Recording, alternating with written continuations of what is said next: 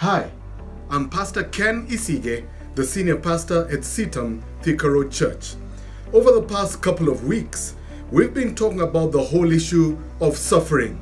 We've been looking at some biblical responses to how we can come to terms and deal with suffering. Today, we want to look at how you can deal with the issue of death. When somebody who's so close to you dies, how do you handle it? You're watching CITAM ChurchOnline. Welcome.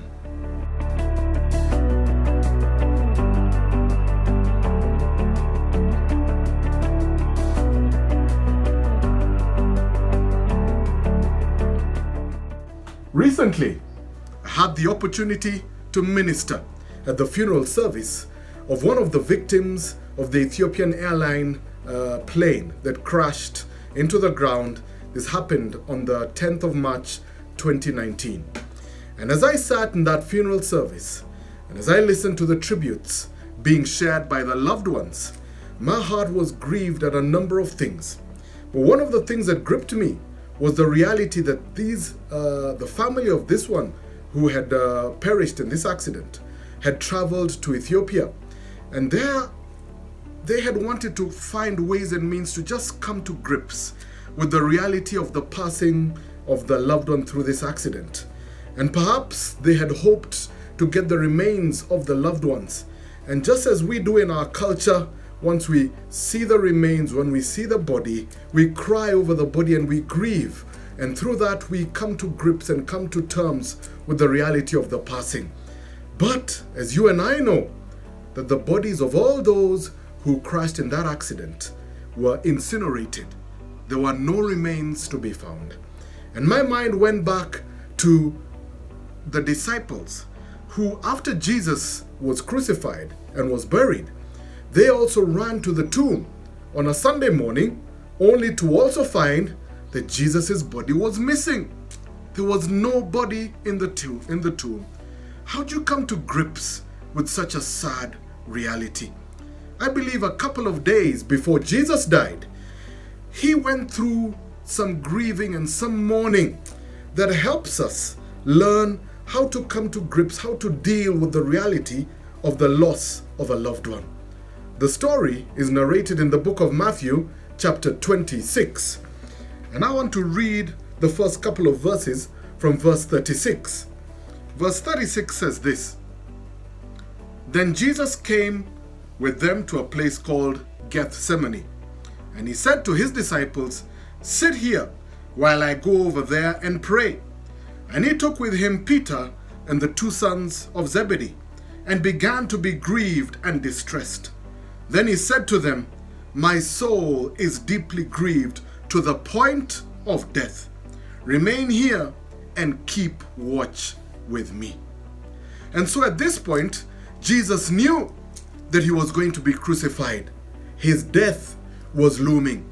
But what he does in order to deal with the reality of his own death, he calls his loved ones, his disciples, and he gathers them around him.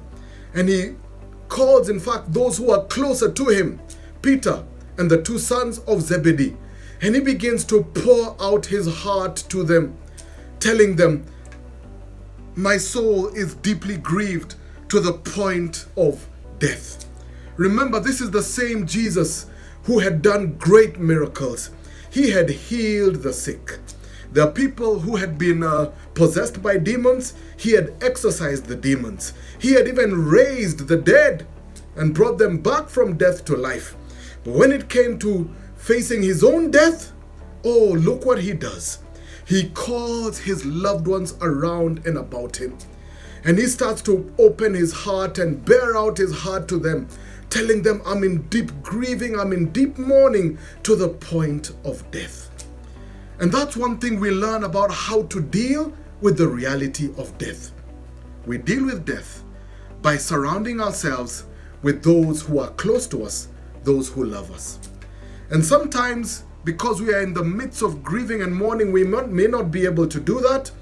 If you know somebody who is grieving, who is mourning, come on, rally around them and just be there for them.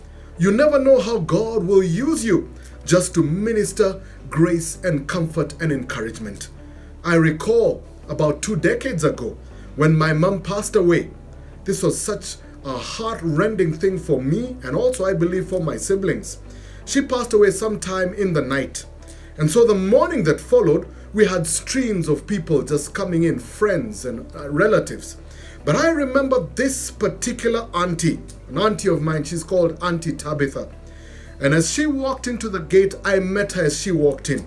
And she came to me, directly to me, and she put her arms around me and she hugged me.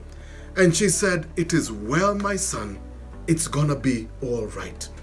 And I felt so much comfort, so much encouragement. It was not so much in the words that she spoke, but the fact that she was there and the hug that she gave me, I remember that as though it was yesterday. When you're there for somebody who is going through such pain, such mourning, such grieving, oh, you don't know what you could do that would just encourage and lift them up. It may be a song that you'd be prompted to sing. It may be some words that you'd speak, words of encouragement. It might be a hug, as it was for me. It may be just the way you just minister by serving them a cup of tea and just sitting with them in the quietness or in the difficulty of the moment. But your presence at such a place just ministers volumes. And so I urge you who is grieving, surround yourself with those who love you. Or perhaps you who know somebody who is grieving, rally around those who are going through the difficult moments of dealing with the death of a loved one. Jesus did it, and it brought him comfort. And I encourage us not to try to face death alone. Let's face death with our loved ones around and about us. Are you going through a difficult moment? Are you facing the death of a loved one and struggling to just come to grips with that reality? Why don't you just send us an inbox or comment on our social media channels, Facebook, on Twitter, on Instagram, or on YouTube. You could comment in the comment section. It'll appear on the screen right below. And be sure that we will rally around you just to sit with you and to find ways to minister to you. My name is Isige. You're watching CITAM Church Online.